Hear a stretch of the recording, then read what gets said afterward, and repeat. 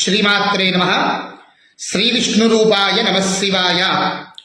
నాకు అనేకమైనటువంటి ప్రాంతాల నుండి ఫోన్ చేసి, గురువుగారు మనకి 21వ తారీఖు పితృ అమావాస్య నాడు సూర్యగ్రహణం ఉంది అని చెప్పేసి చాలామంది చెప్పడం జరుగుతోంది. అది నిజమా కాదా అని నన్ను అందరూ అడగడం జరుగుతోంది.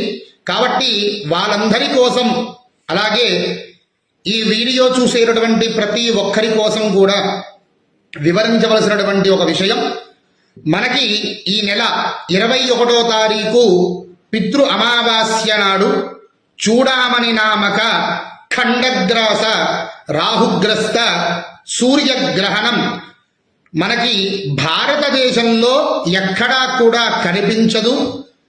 కాబట్టి ఆ గ్రహణ నియమాలు మనం పాటించవలసినటువంటి అవసరం లేదు.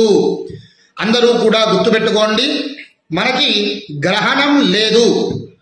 అలాగే ఆ గ్రహణం కనిపించేటటువంటి ప్రాంతాలు కొన్ని ఉన్నాయి.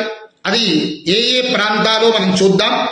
ముఖ్యంగా న్యూజిలాండ్, ఆస్ట్రేలియా, అట్లాంటిక్ మహాసముద్రం, అలాగే పసిఫిక్ మహాసముద్ర ప్రాంతాలలో, అలాగే ఫిజీ దేశాలలో ఈ యొక్క గ్రహణం ఏర్పాటు అవుతుంది, కనిపించడం జరుగుతుంది. అక్కడ ఆ ప్రాంతాలలో ఉన్నటువంటి వారు మాత్రమే ఆ గ్రహణ నియమాలు పాటించడం ముఖ్యం.